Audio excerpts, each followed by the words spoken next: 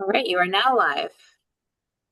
Okay, so thank you for joining us. It is 4:33, and I'd like to call the meeting to order.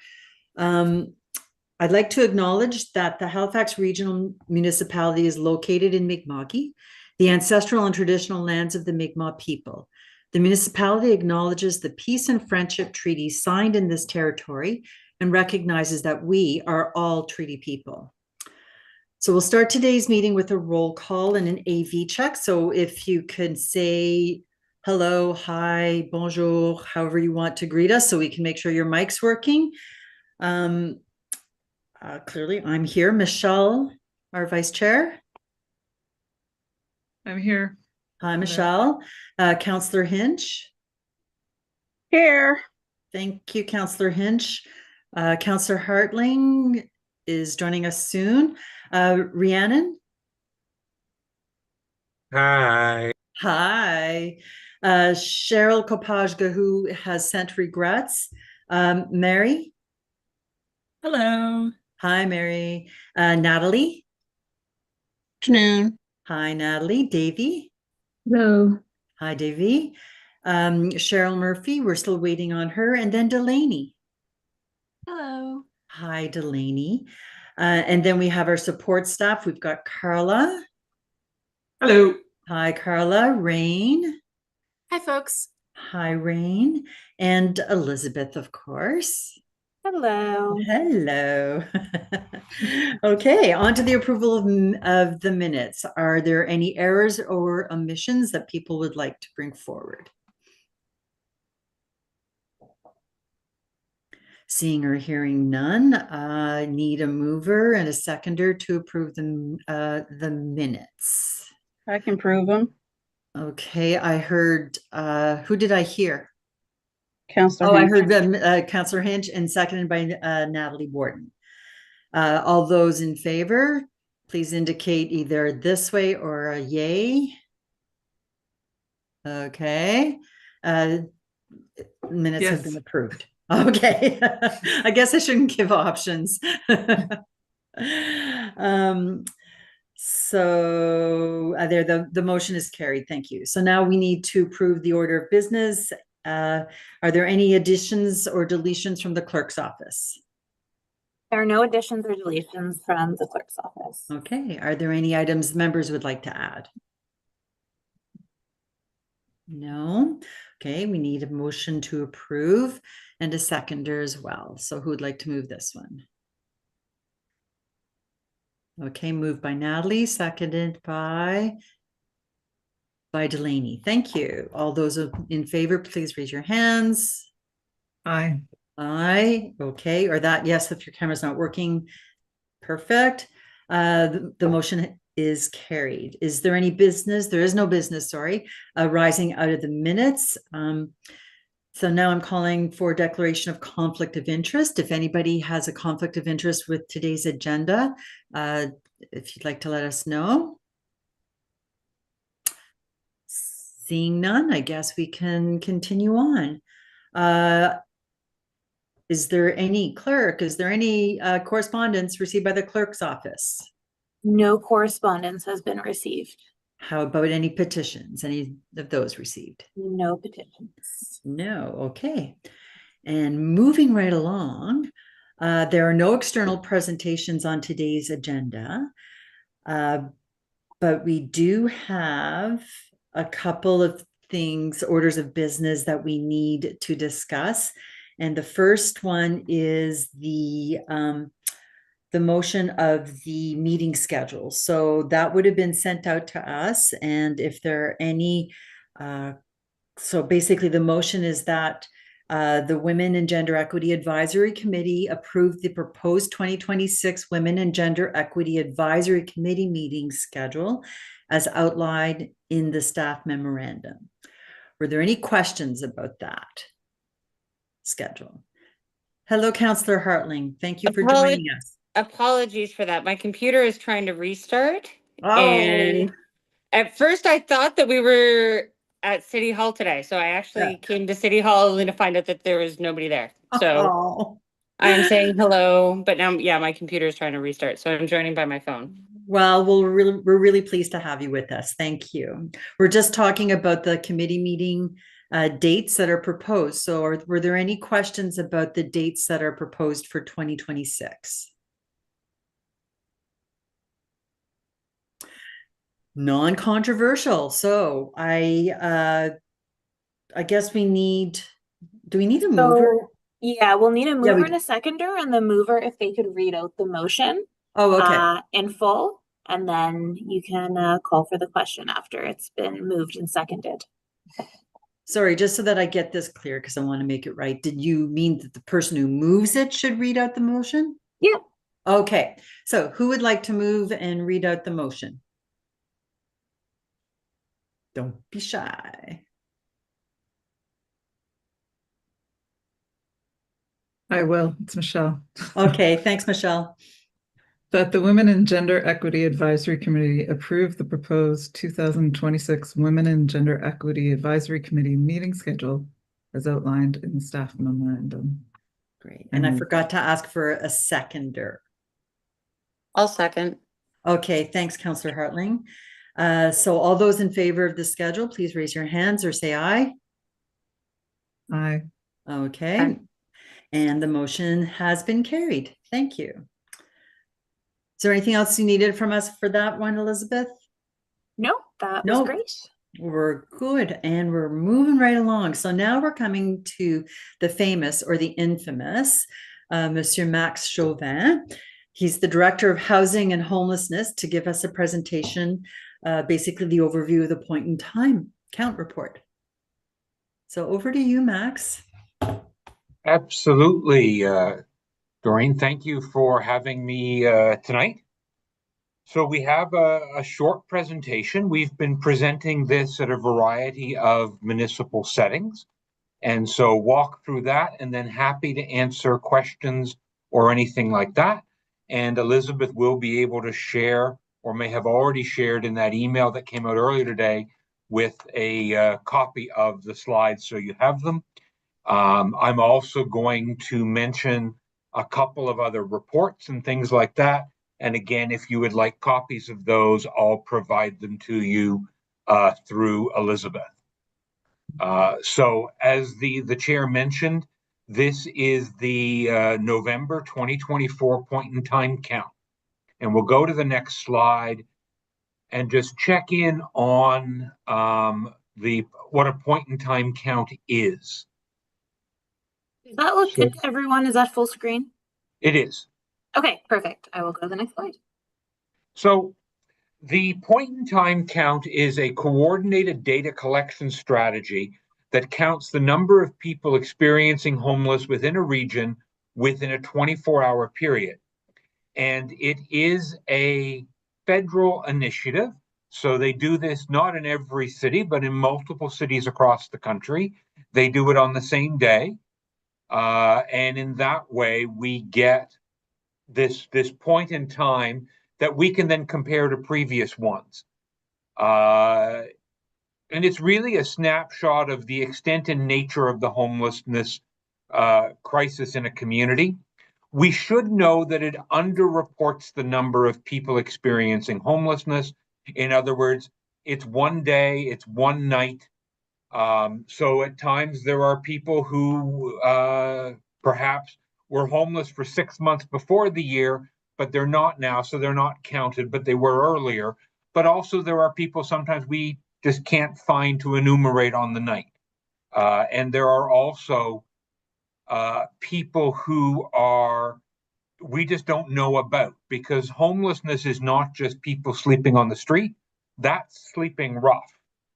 Homelessness includes people who are in shelters. It includes people who are in their vehicles. It would include people who are sleeping on their friend's couch in their parents' garage and things like that, anywhere where they don't have a permanent residency.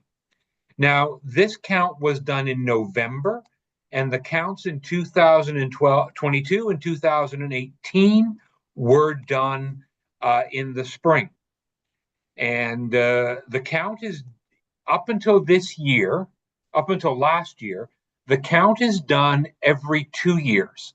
and it includes both a count of the people and a survey. Starting in 2025, the count is going to be done every year. So in a couple of weeks ago, we did another count. We'll have that data in January, but we are not going to be doing the survey every year. The count will now be yearly. The survey will be every 3 years, because one of the things we've noticed is the numbers change, but the general percentages and things like that are relatively stable. So the desire was for more accurate numbers, more frequent numbers, and balancing that out with slightly less frequent survey allows them to continue to do it. It's sponsored by the federal government, and both the province of Nova Scotia and HRM contribute funds and staff support to get it done. And it's coordinated by AHANS, and the counting itself is done by staff from various service providers, including HRM staff, as well as students. For example, from Dalhousie University social work program, who participate in it as a sort of a live exercise. So we can go to the next slide. So a little update on some of the numbers. Homelessness in HRM has grown by 93% between 2022 and 2024. So it's almost doubled. And if you look back over the past couple of years, it's grown by over 400% in 6 years. The good news is that from the high of over 200 people, we've now reduced the number of people sleeping rough by over 50%. And so that's a huge accomplishment, because remember, the numbers have doubled and we've halved it. So that's a lot of success. And to be quite frank, probably the biggest success factor in that is the work done by the province of Nova Scotia, Opportunity Social Development, or the former Department of Community Services, as they have opened so many additional shelter beds and temporary housing options that it's made a staggering difference. Also, lots of credit to service providers and so on. But if you look around the country, you will find very few places that while homelessness has doubled, they've halved the number of people sleeping outside. And so some real success stories. Some challenges, though. The number of people who are chronically homeless, that means they've been homeless for 6 months of the year or 18 months in the past 3 years, has gone up. And those are people who are just complex needs that are really struggling to be able to access something and be successful in staying there long term. And we'll talk about that a little later on. It's important to note that 34% of people were evicted from their homes. And right now, there's more than 80 beds available in various options. And to touch on that a little bit, really important to remember that not every bed works for every person. So, for example, there could be beds reserved for women. There could be beds reserved for LGBTQ plus youth. And therefore, you can't take a 40-year-old male, if that's who is in need of a bed, and put them in that space. So, but this is very different from what it was 3 years ago when there were no beds. There was nothing available. So that's why we've had some success, and we have had some real changes. And so one of the questions now is if we have empty beds, is there a way that the province can retool some of those to meet the needs of folks? Can we do some additional wraparound services to help people and so on? So there's lots of work coming there. Let's keep on going, Elizabeth. So who's experiencing homelessness? 65% of the people self-identify as men, 32 as women, and then there are some folks that identify as gender diverse or choose not to answer that question. Almost 1 in 4 were involved in the child welfare system at some time. That doesn't mean they're all youth, but it means at some point they were involved in child welfare. So that's 1 in 4, essentially, and represents the largest overrepresentation of marginalized groups experiencing homelessness. 17 are Black, 6 are Indigenous, 8 are couples, 6 have children or dependents with them, 4% have pets, and 2% are experiencing homelessness with friends or other family members. So just to give a bit of a profile of who's out there, we can go to the next slide, Elizabeth. So I think this is important to realize. This just shows the age breakdown. And I want to highlight a couple of things here. You can look at 70% between the ages of 30 and 59, but 17% are under the age of 30. And this does not include children who are attached to an adult. These are just in 17 what we would consider youth. And if we take a look at the upper scale, 14% are over the age of 60, and 35% are over the age of 50. And so we do see a large number of seniors moving into homelessness. And what's interesting is in most of their cases, rent, being able to afford rent is the challenge for them. They simply can't afford the rising cost of rent, and they end up being evicted and are on the street. We can go to the next slide.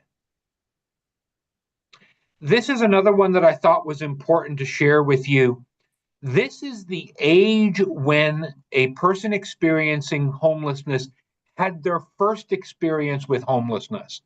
So they may not be 13 to 19 right now, but this chart would tell us that 23% of everybody experiencing homelessness right now had their first experience under the age of between 13 and 19, 27% if we add the young children in, under the age of 20. And if we add the 15% for 20 to 30, we're looking at over 40% of the people experiencing homelessness had their first experience when they were youth. And so I think that's just something, as we talk about homelessness and we talk about who's experiencing it, to realize the age when people had that first encounter. And the same thing, you see the numbers in 60 and 70 aren't as high as those that are homeless because there were earlier factors in their life that made them more likely. So I thought that was important to share. Elizabeth? We do ask people, what are their concerns? And they can say yes to more than one, but 60% talk about mental health concerns and regularly tell us about the challenges they have in accessing mental health care. And one of the things that's important is it's very difficult to make any progress on somebody's health concern when they're living in an encampment, because really all they're focused on is surviving the next day and food and in many cases being able to find a bathroom and things like that. So we do need to look at it as one of the key pieces here is we need to get people into a more stable living situation so then we can help them with that. 50% self-identify as struggling with substance use. And again, will identify the lack of long-term sustained rehab treatment options as a huge challenge for them. 45% told us about illness or medical conditions. 39% mentioned physical mobility. 38% talked about cognitive functions. Some of those are related to mental health. They're related to other medical conditions. Some of them are related to nutrition. And we also have almost 1 in 5 tell us that they've had an after birth brain injury, which again can come in many forms. But again, there certainly is an overrepresentation again of people suffering with after birth brain injury in the homeless population. We can go on another slide, Elizabeth. So we also ask people, why are they homeless? 40% talk to us about lack of income, and they simply can't afford their rent. 14% tell us they are homeless because of a conflict with their partner or a spouse. And that number jumps to 32 if we include family breakdown. So that's breakdown with parents and so on. But 14%, it's specifically due to a partner or a spouse. So, but again, we have a third that are related to family breakdown. We note that 12% said that where they were living was unsafe and they couldn't stay there. 10% talk about conflict with a landlord. 10% tell us that substance abuse was part of why they're homeless. And almost 10% tell us that they were rent evicted. In other words, that the landlord was redoing the apartment or the building, and they were removed. Next slide, Elizabeth. We asked people about source of income. So 50% tell us, or almost 50% say they're on income assistance. A quarter talk about having some kind of employment. Sometimes it's casual, sometimes it's part-time. 12% note they have no income. And then we have smaller percentages who note GST, HST, disability, seniors benefit, veterans benefit. Some are on unemployment insurance. Some get money from friends and family. Elizabeth, we'll go to the next one. So we also asked people to identify racial identity. 67% identify they're Caucasian, 11% Black, 7% Black African, 6% Indigenous only, and 2% as Asian South or Indo-Canadian. So again, gives us a breakdown, and again shows us some overrepresentation of people. For example, in the Black community and in the Indigenous community, there are more of them experiencing homelessness in that group than there are in the general population. Elizabeth, we can go again. This is a common question people ask: where are people from? And so the first chart on the left is the question we ask: are you a lifelong Haligonian? And so 43% tell us yes. Another 9% tell us they've been in Halifax between 21 and 60 years. And then 8%, 11 to 20, 5 to 10, 9%. And then we've got 1 to 4, less than a year in non-response. But you can see most people have been in Halifax for multiple years, becoming homeless. And when we ask people who aren't sort of from Halifax and where they came from, 89% of those people tell us they're from some other part of Nova Scotia. And only 6% of the people from outside Nova Scotia, who are not from Halifax, are from outside of the province. So yes, there are some people coming from other parts of Canada or other places, but it's not the majority. The vast majority are local citizens from our community. Elizabeth? So just to wrap up, that gives you a bit of a profile. What's in the horizon? What's next? You saw in the stats I mentioned the number of people who are chronically homeless has risen, and those are people who are persistently homeless. We have, with the province and with Shelter Nova Scotia, sponsored a research project to meet with them and talk about why housing efforts have not worked. What's the piece of the puzzle that's missing? And so that research will be accumulated in the research is done. It's just data reporting.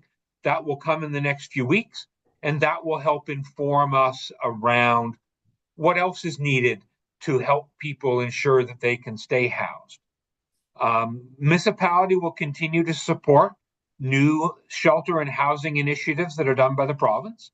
I think everybody knows that shelters and housing are provincial initiatives, but we traditionally help with municipal services such as garbage and snow clearing. We also, because we're doing outreach, provide referrals and connections to folks. If we go back several years when we started this work, there were no available shelter beds or temporary housing spaces. And so our approach was really about helping people survive on the street. Now we want to move to a much more housing focused approach. There are spaces. So how do we help you get into those spaces? How do we help you stay in those spaces? And how do we help the province, if necessary, create new spaces if people need certain things addressed? Continue to look at the root causes of homelessness. We talk a lot about that. In some ways, homelessness is not the problem. It's a symptom of problems such as access to health care, income, and a variety of other things. And so if we look at the social determinants of health, we can see how various ones of them feed into the higher risks that some people have for homelessness. So how do we help address those causes?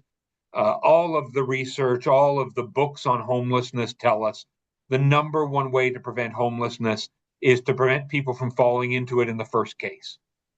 We know every time you become homeless, youth, senior, adult, doesn't matter, it gets harder. So if we can prevent that, we do well. As we have more beds available, we want to reduce the number of people in encampments and the number of encampments. Encampments, we set up designated locations several years ago when there was no option for folks. So now as there are options, living in encampment is bad for the people who are living there. It takes a toll on mental health, physical health. It's exposed them to violence. They don't have places they can cook and store food. They don't have access to free-flowing running water, to showers, anything like that.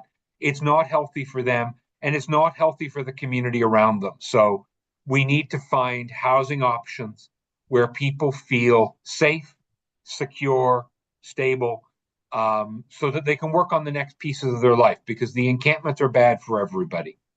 We do have people who are sheltering in vehicles, whether it's an RV or a car. There are people who are living in those items. For somebody who's not been homeless, had a vehicle, lost their housing, their vehicle is often their last possession, and it's their last place to stay before having to turn to the shelter and public housing system. And so we have a lot of people who stay in vehicles.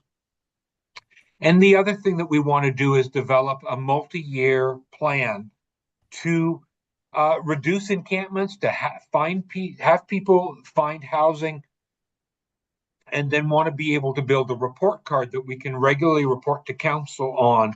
Are we on track?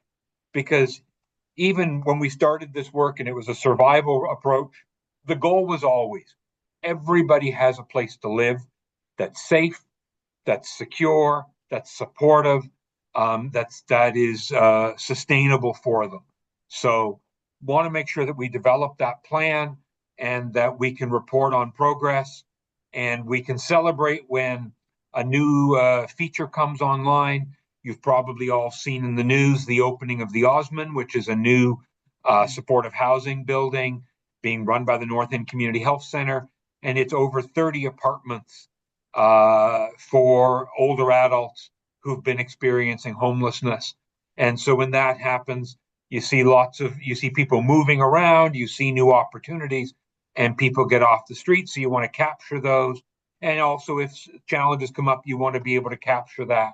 So if you've got a strategy and a project management plan, those inputs can be recorded and we can see where we're going. So that is the end of my presentation. Return it back to the chair, and happy to answer questions if anybody has them and can also provide additional information if anybody needs it. Thank you, Max. We do have a speakers list, so we'll go through that like we normally do, and then we'll open it up to other general questions. I did hear on CBC Radio this morning. I'm not sure if people heard there's a lady here from Winnipeg who is speaking to the city or some folks at the city just to get some hints on how it is that they're going to be dealing. I guess their issue right now is that they haven't designated areas for camping, and so they're there. Whereas we can see the work that's been done by HRM. It's a start clearly, and you've identified so many other ways that we need or that we could move forward on. So how about we start with Rhiannon? Okay, thank you very much, Max, for the presentation. And thanks, Doreen. A couple comments, thoughts. Maybe this is like a side thing, but I think it's interesting to think of like the month of when this survey is happening. Like it used to be done in the spring versus in 2024 in November. Seeing it go forward on a yearly basis, will it continue to be in November? Does that, like, as it moves into colder months, affect those numbers one way or another, do you think? I also, in looking at your stats, like, would love to just know how many of those people are queer. That percentage isn't listed. You also did mention some people are gender diverse, but you didn't like include the percentage on there, which I think is like an interesting choice. Yeah.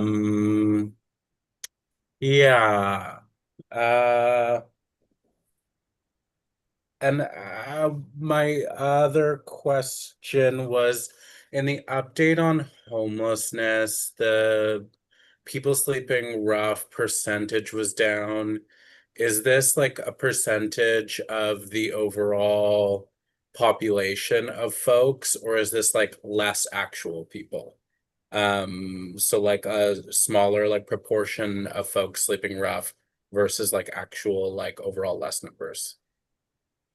So a couple of answers. We've expressed the same concern about the date, and the one that was done in 2025 was done earlier in October.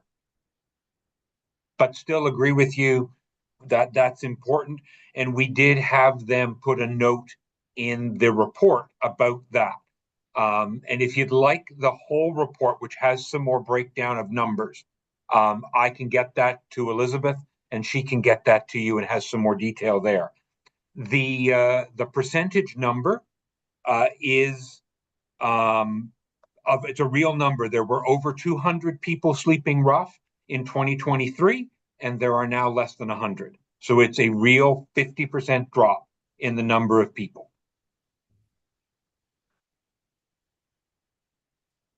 Okay. Are we good, Rhiannon? Oh no, there's anything one more. Anything on queer people? Well, that's why I said I can get you the whole report with everything broken out. Oh, okay. Thank you. Okay. Next up, we have Mary. Hi, Max. Thank you for the presentation. Doreen just got me curious about something when she mentioned the speaker from Winnipeg coming. I'm just wondering if, but besides HRM, you find that a lot of the root causes of homelessness across Canada and across different municipalities, even in Nova Scotia, if they're similar, and how that kind of affects your research at all? There's a lot of very commonality everywhere, which is why, for example, the point in time count folks have said, we'll do the survey that gives us the answers about people and stuff every 3 years, because it's pretty consistent.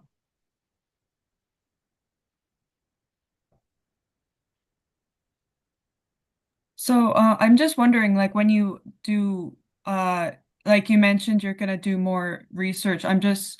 I'm curious if there's been any research done in the past, if it, like, obviously this is such a common problem, if you're going to be using any research that other people have done across Canada on homelessness, moving forward. Yes, we've always done that. So we get a lot of our information from the Homelessness and Housing Hub, which is a sort of a central data collection, information collection. But we've taken studies from multiple provinces, US, Europe. We've looked at stuff that's coming out of Asia as well. We take some stuff that's academic, some stuff that is done by other cities or other sort of not-for-profit service providers. So we take a lot of different data.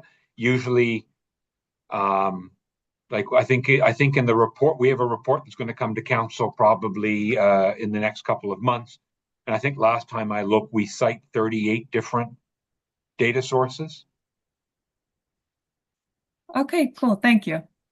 And again, if you'd like something specific, let me know. I'm happy to refer you up to wherever you want to go, and just let Elizabeth know if there's something you're specifically interested in.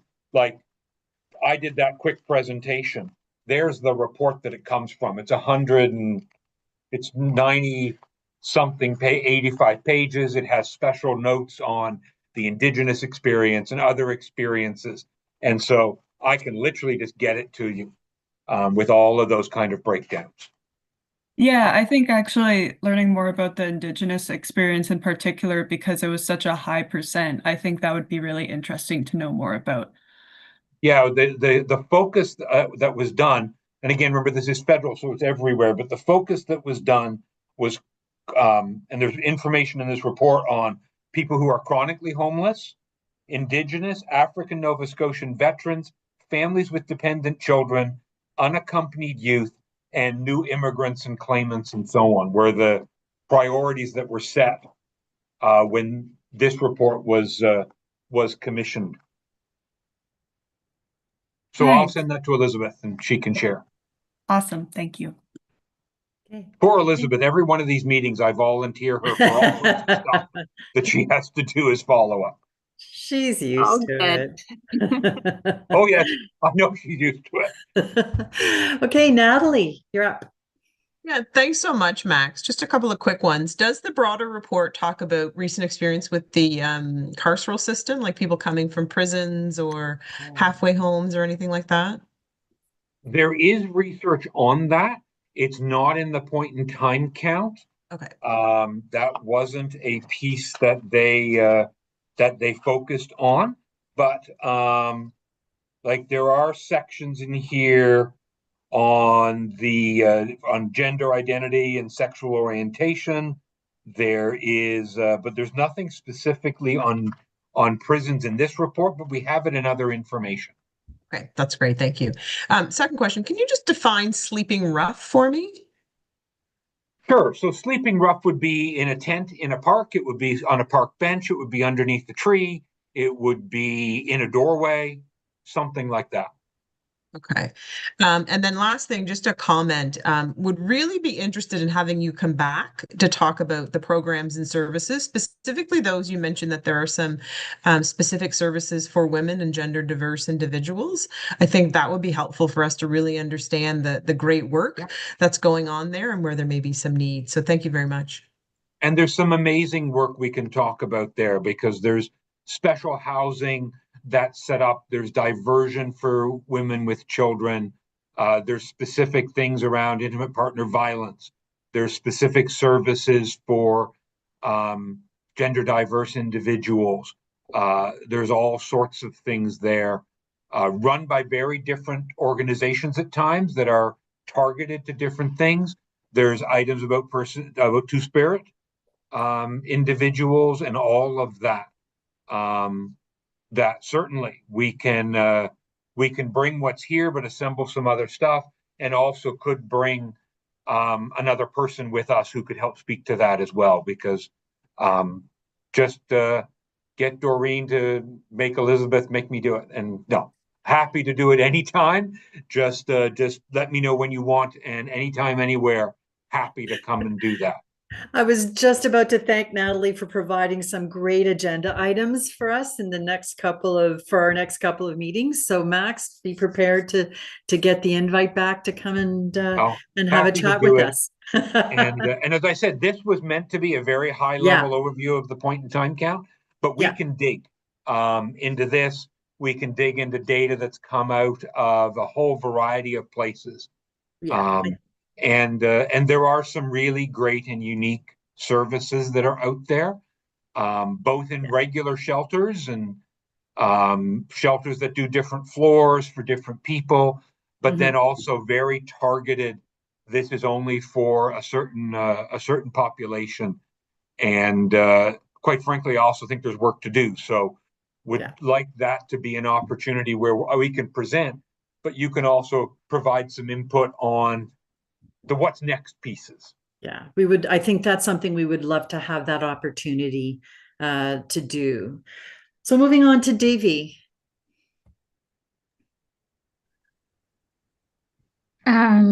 Hey Max, thank you so much for the presentation. I have one quick question, I think. Are there ways to think about how many people who have been who are accessing some form of temporary housing are able to not go back to sleeping rough, or sort of what is the attrition rate? How long are we able to help them? Are there ways to track that? How do we think about that? So there is a system called HIFIS, Homeless Individual and Family Information System. And it's across Canada. It's been around for years. Councillor Kent, actually, if you live in Councillor Kent's district, she worked in HIFIS when it was first being launched. So certainly some really interesting information there. But anyway, back to the question. So that database allows me, if I'm working with someone, to go in and sort of build a little bit of a profile of them and things like that. What's really exciting is as of the 15th of September, there is an opportunity called clustering, which allows, with people's permission, to share some data between different service providers so that everybody working in Halifax can share some data. Doesn't share the deep personal case notes or anything like that, but it does track where somebody has gone, how they've gone, who they've worked with. So that is going to provide us the kind of information you're asking for. We do some of it now, but it's more anecdotal about, somebody lets us know it didn't work, they're back out, we start to work on a new one. But to get the percentage number you're reporting, we need a bit of a more robust data set and information. The great news is that's available, and we're just, as I said, it only became available in the latter part of September. So we're just getting on board with that, but we are on board. We're assigned on. We have a license. The province has asked every other service provider to do the same. So that specific data is coming, but the research that we're doing right now with the chronically and episodically homeless, those 50 interviews that we're doing with Shelter and the province, is looking at specifically at talking to people who've had that experience about, I tried it and it didn't work. And then the question is about why, so that we can start to identify what's the gap that when somebody goes inside and they aren't being successful, what are we missing? And I don't want to presume with I know stories, I know some what people have said, but we want to be able to get down to 28% of the people that go inside are successful. We do have some global data on housing first and things like that, and I could share that with you. But for specific on the ground, we're just into that now. But in future, we'll be able to give you some stats on that.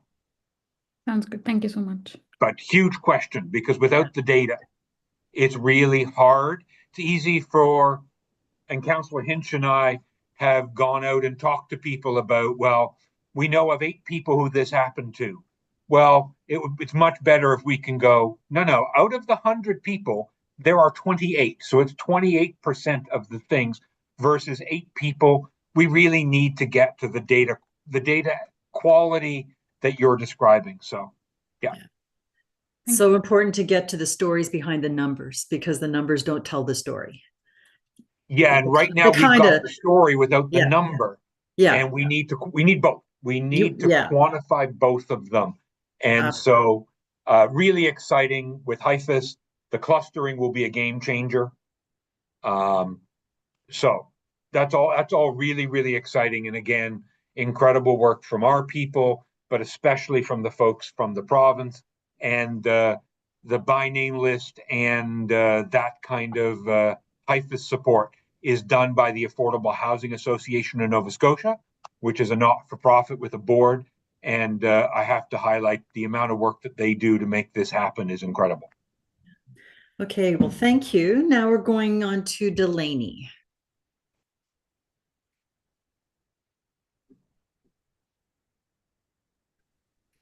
Hi, thank you, Max, for that presentation.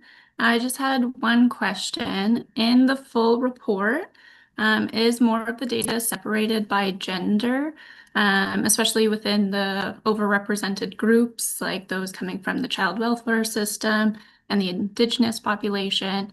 Do we know what percentages of those groups who are experiencing homelessness are women?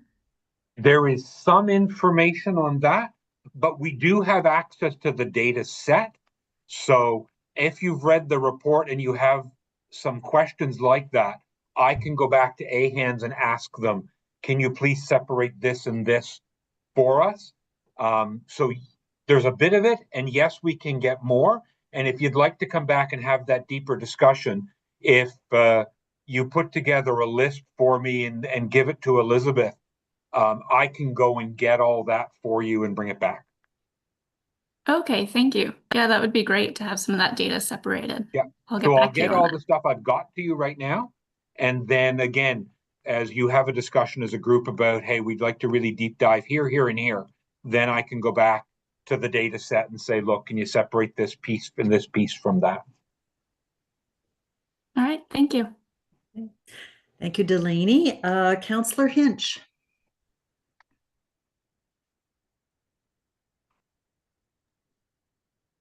Thank you, Max, for the presentation.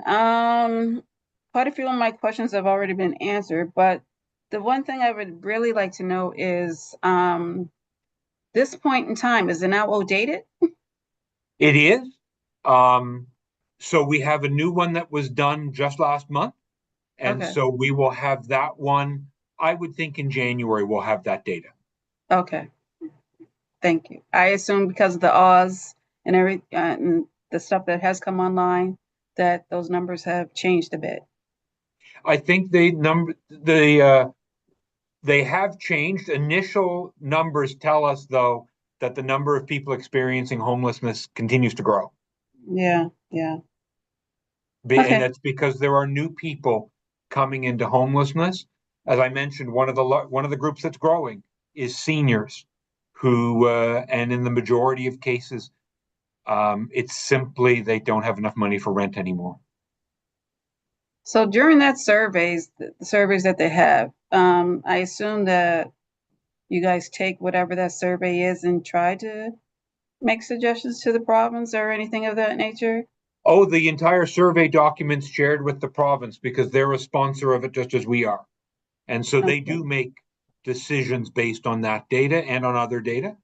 And so, yeah, that gets used in helping figure out what's needed and what the challenges are.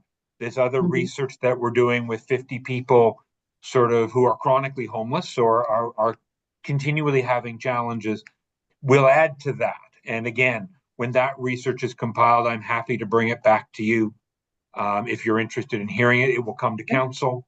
And we keep refining those pieces further and further down. Okay. Thank you. Thank you, Councillor Hinch. Councillor Hartling.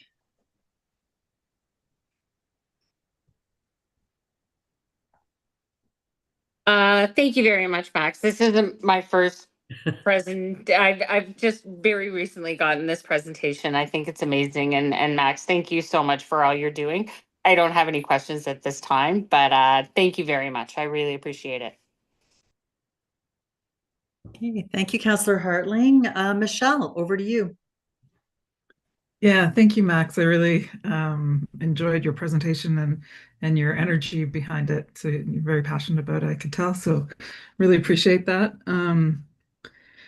I think one of the points you made is really resonated with me and what I was planning on raising, and I'm glad that's sort of important to you. But the root causes, I think, dealing with the homelessness today is urgent, but the important work is in the root cause and making sure. It sounds like, focusing on children that are in the system and child welfare and mental health are important at the beginning of their life. And then with seniors, as they sort of run out of money and not able to pay, what are the things that we're doing? I'm aware of a program, and I don't know if it's still going, but Happy Pad is a great program that helps adult or seniors find roommates to help them stay in place, which I think is a great system. But things like that would be great. So I guess my big point or question would be, when will the work around the root causes and the strategy start, and when can we see what that looks like and participate or give some feedback? Well, there's work already going on around that. Mm-hmm. So again, we could come at some point with some information about that. And quite frankly, a lot of that work is also done outside of HRM. Like for example, Feed Nova Scotia would be one of the folks that plays in that space, and there are many. But that work's ongoing. I think it's just important for us to remember, as if we want to get to what's called functional zero. So again, I can provide you some more information on that, but the idea of functional zero is recognition that there will always be people becoming homeless. Yeah.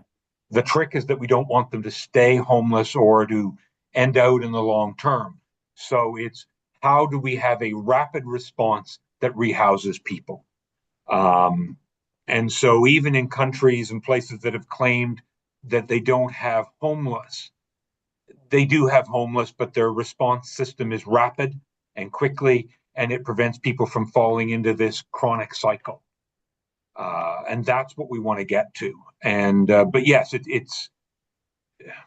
I often get people who ask, well, what's the solution to homelessness? And there is no the solution. People are different. People have different needs, different experiences. We need to have many solutions that address the different layers of the problem. But again, we could explore some of that. We actually have a presentation we do already with some folks, and that's titled "Homelessness Isn't Necessarily the Problem." Yeah, agree. That's awesome in terms of trying to rapidly deal with people experiencing it. It'd be great to see, though, how do we reduce? And it's hard to measure reductions of people who might have gone into homelessness when we fixed it at the beginning. But I guess my point is really, how are we dealing with the determinants of health and supporting people on that end too? One quick question on methodology, and maybe I missed this at the beginning. How do you know you've got your numbers right? How do you know you've got the full population? Is part of it estimates? No, we very clearly say it underestimates the population. Okay. That was something that we say right up front. And it's in the report that it says that, because it counts people who are known. And so there are unknown. And so we don't do estimates. The count is count of people that you were able to speak with or to do the survey with. And every service provider in the community participates, so that everybody that we know of, we go to count them. But we'll miss some folks. Some folks won't be there. Some folks will be doing different things. And there are some we call hidden homeless, are people who are not accessing the system for any kind of help. And then it's hard to identify them. So that's why the report very clearly states it's an underrepresentation. And do you have any sense of what percentage you're capturing of the population, or it's so unknown you don't know? Well, because it's unknown, You I mean, any estimate would be a guess, and that's not a good thing to do. Yeah, that's it for me. Thank you. Okay, thanks, Michelle. And I'm last on the list. And I think my questions are probably going to fall in that category of possible future presentations. And I'm going to preface it by saying it would be, Max, if you could think, because you've heard a lot of our questions and you might have some ideas of what would be good presentations or good folks to bring to the group to answer some of the questions that we've had. If you could speak to Elizabeth about that, that would be really helpful for us, because we don't know what we don't know, right? So we don't know what to ask for, but I think you're getting a good sense of the kinds of questions that we have specifically around women and gender diversity, and making sure that those statistics are being represented, and then how do we move that forward. So some of the groups that I would like to, I'm curious a little bit more about are those folks, and you talk about those that experience homelessness for the first time. So I can only imagine that when we're talking about those that experience homelessness for the first time, repeatedly experience homelessness. So it would be interesting for us to dig a little bit deeper into some of those earlier interventions. Davey referred to it a bit as well, so what are we doing when homelessness there might be a temporary fix, but when they come back in, there are other underlying issues that would, I am sure, bring people back into homelessness. And then the connection to that for me, because I worked with youth most of my life, is youth homelessness, and really digging deeper into how many of those are female presenting, male presenting, and in some of those transgendered kind of, because we know there's a whole lot of stuff, and we know it's not on the city, we know that, but trying to be able to capture that. And some of the questions we would have is who are we working with to be able to make a difference there? Like, what are the connections? Because the city can't do it all, clearly. We've collected this survey, it's great information, but what are the connections? How do we fit in all of the pieces to be able to support some of the questions that are coming up around the table? Absolutely. And I've heard that, and Elizabeth, I can work on that. We'll have some more information on that. One of the things you're describing is a more detailed deep dive into chronic homelessness, which there's information on. And if we want to talk about youth homelessness, like Phoenix House, and Phoenix is world class on that kind of information and that kind of expertise. And can bring that. Yeah, but we also know there's a void. Having worked in the school system, as soon as you age out, there's that whole young adult, that 20 to 25-year-old, these are young adults. I still consider them youth. Their brains still haven't quite 100% formed, right? So how are we working? We're shining the light? So can we shine the light specifically on how we can work with youth and young adults as system supports disappear for them, and they have to search for other kinds of supports that may not be as easily accessible as when they were going through school? Yeah, I think the other thing we're finding is that the experience of youth now is quite different than the experience of youth a decade ago. Cost of rent, cost of groceries, and not just costs either. There's a whole host of things that have changed and are changing. And we recently talked with some folks about the impact of youth having to live at home longer. Yeah. By years, not by 6 months, but like, what's it like when the average age living at home rises by 5 years? Yeah. And we've talked to a lot of people who tell us, this was my experience when I was 19, 20, and then you're talking to the current youth who are struggling. Well, I can't even dream of that. Yeah. And then long-term impact on sort of the other milestones that come in that 20 to 30 year age bracket that are now, for many, being pushed further and further out. I was with a youth group a few weeks ago where we talked about hope for that. Yeah. And how that's changed, and then how is that playing in other pieces, and there's other things that are at play as well. Like we do know of a situation a few years ago that was triggered by things that were happening in the States.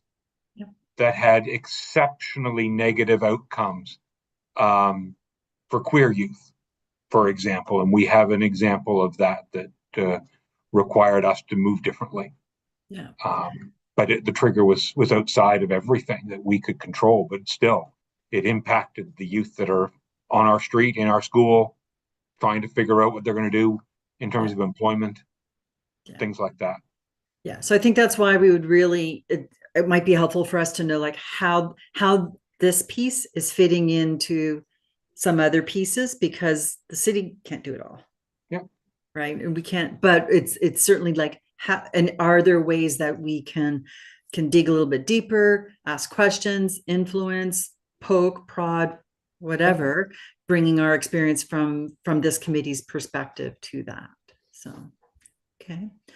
So that was the end of our speakers list. Are there any other questions that people would like to bring up at this moment in time? Understanding that clearly Max is going to be coming back and speaking to us. Well, I'm going to bring some people back. He's going to bring people back with him. Okay. Yeah. So I want to give you the expertise and the depth knowledge that you're asking about. Yeah. And so, Doreen. I have sent that report to Elizabeth, and she's going to send it around. Okay. So I see Michelle would like to add something. Just to build off of what Doreen is saying, and I'm wondering, do you have sort of a map of who addresses what in this space? That would be really useful if you were to come back and sort of say who owns what, or who are the players in each of these topics. AHANS is actually building an updated version of that right now. Perfect. Okay. That'd be something of interest. Because it's a big question everybody asks. And so we do have something that we can share, but we are actually it's actually being rebuilt by AHANS right now. They had a meeting Tuesday, I think, working on it. So. Okay, great. Thanks. Talk about a pertinent, timely question, Michelle. Are there any other questions or thoughts or comments people would like to add at this time? Well, hearing none, Max, thank you so very much. And we are looking forward to when we get to see and hear from you again. So thank you. You're most welcome. And if anybody has questions in the meantime, you can reach out to me if you got my email, or I know you all have Elizabeth, and she knows where I live and work. So she will find me for you. And happy to connect if anybody needs anything. That's awesome. Thank you. Okay, now we're up to the point where we're going to ask for a regional council update. And I'd like to ask Councillor Hinch if she'd like to provide an update, please. Oh, sorry, Doreen. I think I was supposed to say Councillor Hartling, I believe is. Okay. That was my fault. So no worries. Councillor Hartling, would you, because I just saw Councillor Hinch's eyes go, what? Not me. Okay, Councillor Hartling, please. Thanks.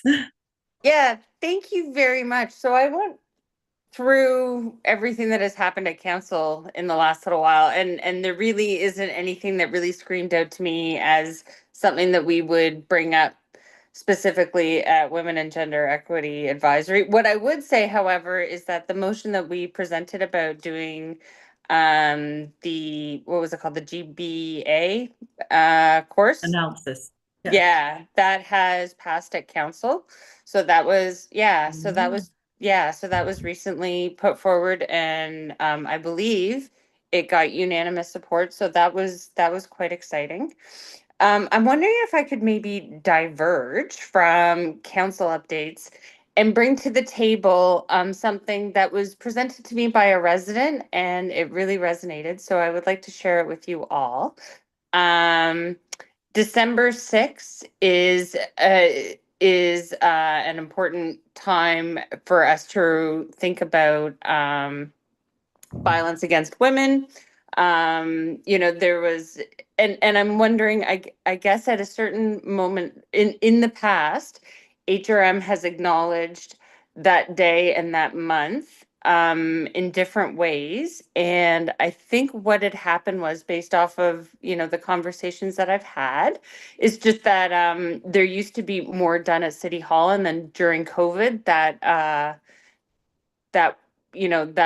got sidestepped, and there was some questions about how we would bring that back. So I'm wondering if the chair would forgive me to have a little bit more of an open dialogue about what remembrance might look like, and how we might be able to honor victims, and what we as a municipality should be doing and thinking about when it comes to gender-based violence and violence against women at or around that time. Because I think throughout the whole entire month, it is, and forgive me, I don't have what exactly it's called right in front of me, but that December 6th has classically, I don't want to use the word celebrated, but that it's always carried a Day of remembrance. a day of remembrance. So I just thought I'd throw that out there and see, what are other people doing to acknowledge that day?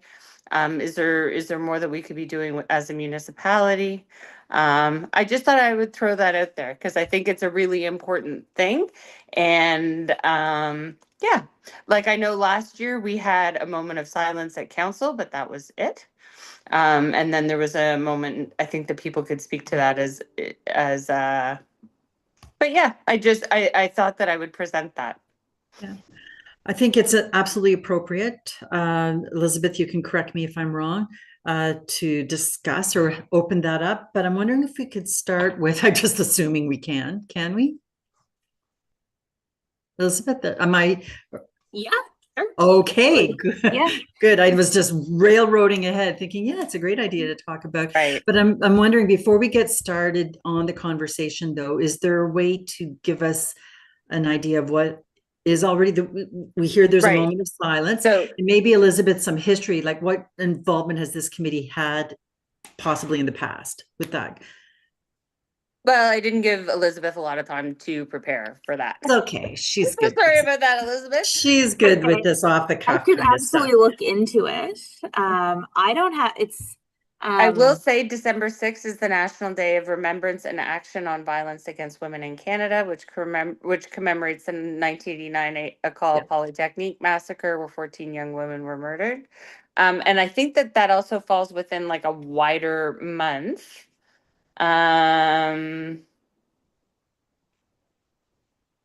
Wondering if the Equity Office, I'm sorry, I don't know what the official name of it is, but I guess Carla, I would look like to your team. Like, do you have a calendar of events and a schedule of things that are done to commemorate things such as this? Yes, we do. The 16 days of activism for violence. Thank you very women. much, Carla. Yeah. We have a whole list of things that we want to do, and we sent it to communications a month ago. I don't want to say much else because this is public, but we haven't really had the response that we would like. So it's kind of with communications right now. The Francophone women would also like to participate, but we don't really have a direction for them as of yet. So I'm not sure what else I can say about that.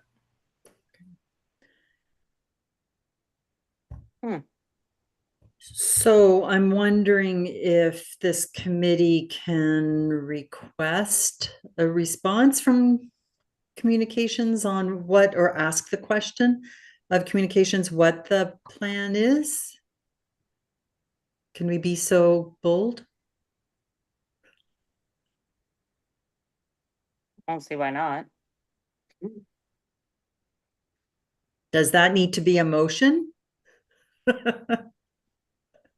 what I- that's what I'm wondering. Maybe perhaps we could draft up a motion or something, Nancy. I don't know. Carla, I don't know what your request was. So I don't have a specific request other than Right.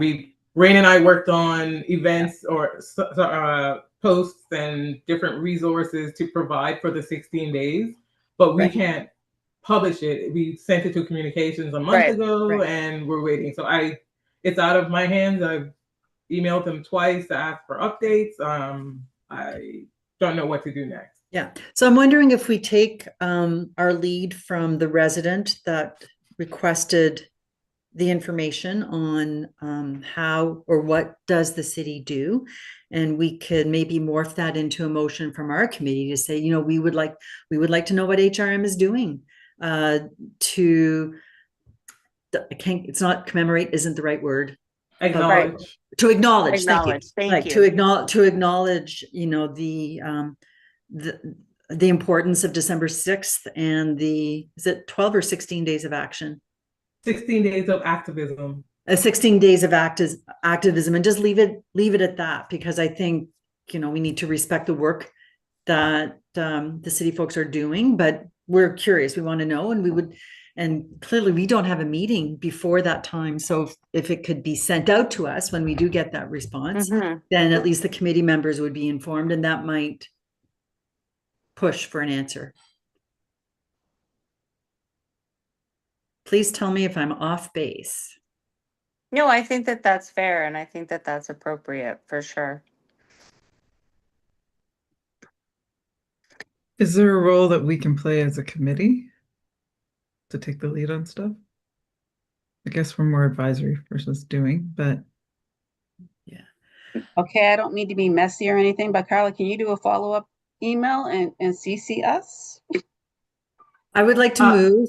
I would like to move that. Oh, sorry, Carla, you had an answer, and I see Elizabeth's got her hand up too. I would say that it would have to come from Tracy Jones Grant. Yeah. Again. Yeah. So she can send another email, I guess. I don't Yeah, know. and just add us to it.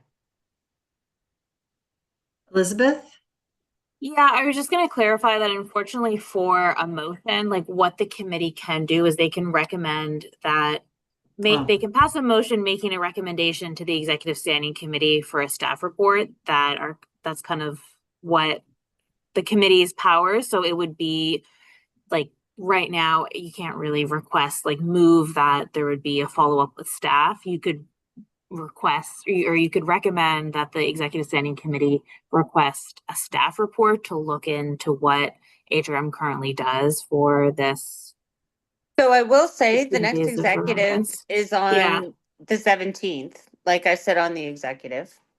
So if we wanted to move that, then I would be happy to bring that to executive. Okay.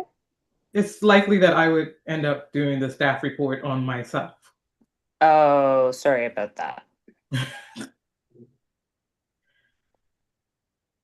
Which I feel like isn't necessarily an issue, but in terms of the actual staff report process, it tends to be quite lengthy. So it's not Yeah. something where we're going to get a response on within a month. Fair. Or Yep. Yeah. that would be my only, not that it's a concern. Of course, the committee can pass whatever motion it would like, but just if it's something kind of where we'd like to get, or the committee would like an answer within a certain amount of time.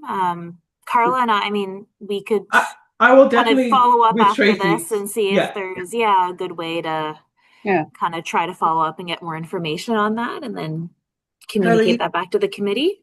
Yeah, and Carla, you can share that, you know, you've heard some concerns from the committee that we don't yet know how these days are going to be acknowledged, and it would be important for us to know that before the day before.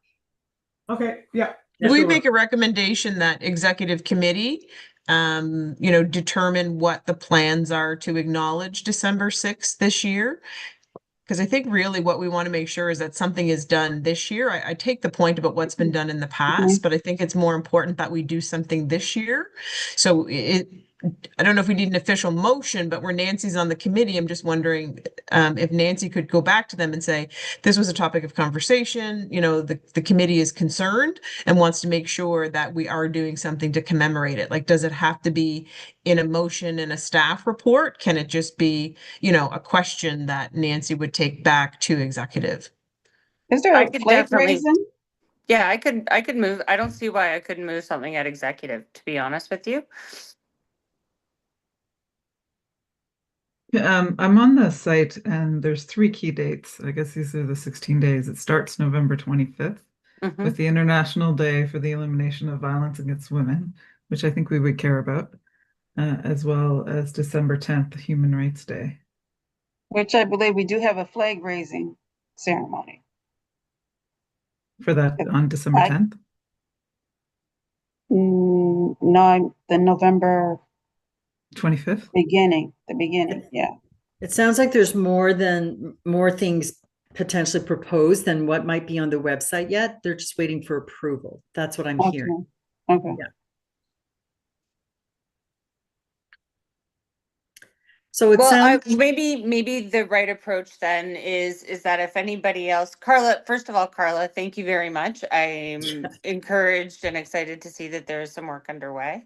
But I would say to the members of the committee, if you have any thoughts, suggestions, feelings, things that you want to share, by all means, just send me an email and I'll craft something and I'll see what I can do about that, getting that presented at the executive. Because like I said, the next executive meeting is Monday 17th. the 17th. Yeah, Monday the 17th. Yeah. Rhiannon. Yeah, just to bring up, I enjoy this conversation.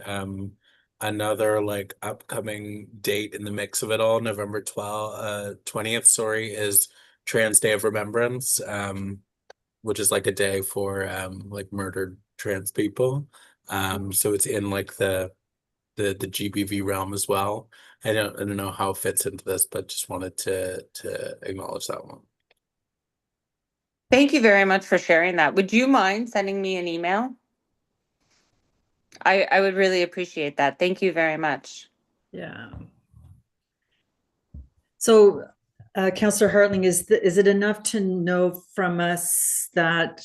Yep. Yeah. There's that concern, and we would just like to know. It would be good to. I mean, communication is half the issue for almost anything, right? So if we don't know stuff is happening, residents are going to continue asking these questions. I guess. Right. So. Right. And I think that, dates like this are incredibly important, right? They're not just important to spread awareness, but they're important for the people who are grieving, right? Yeah. And yeah. Yeah, I would just say that storytelling is very impactful. So if there are organizations or people that you can bring in to tell their stories for these things, I think that would be hugely impactful. I appreciate that. Thank you.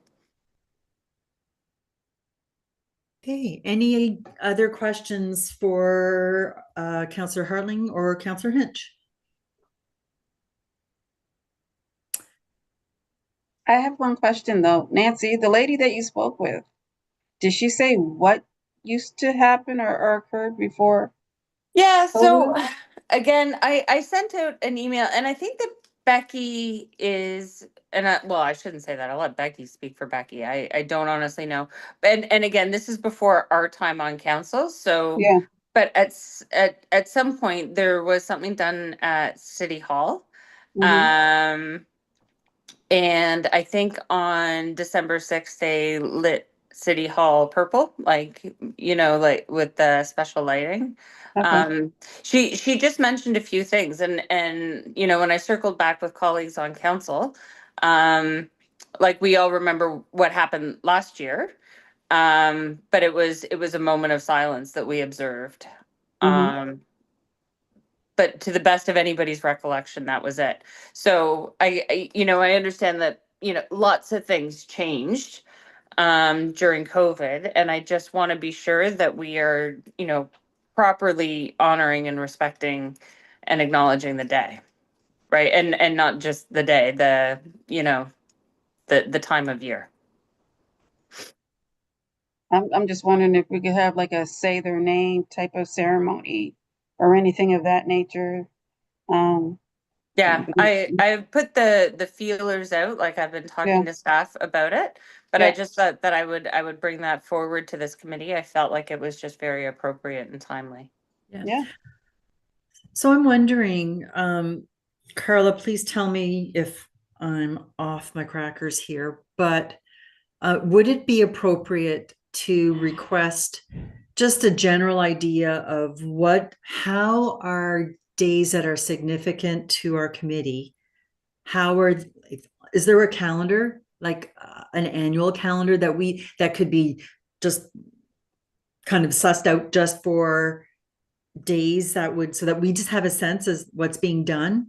Yes, HRM has a key dates calendar. It should be on halifax.ca. I know that internally we can see the key dates, but I'm pretty sure it's public about which dates we acknowledge. But I'm thinking of like Rhiannon bringing up a point around November 20th, and I thank Rhiannon for bringing that to our attention because I was not aware of that.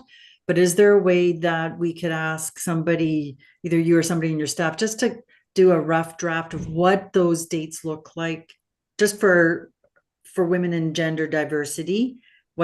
Pull those dates out from all the other massive events that would be happening? Is there a way just to kind of take a look at that for a future meeting, for us to be able to kind of get a sense annually what's happening, and maybe if there are things that we could point out that could be either added or paid a little bit more attention to? Sure. Okay, that would be great. Rain.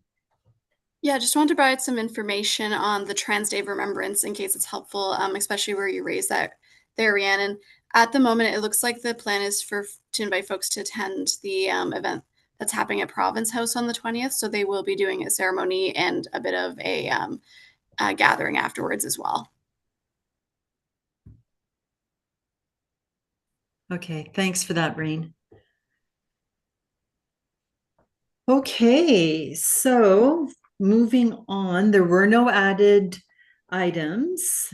So I can't believe I'm saying this for the very first, except Natalie just put her hand up. There we go.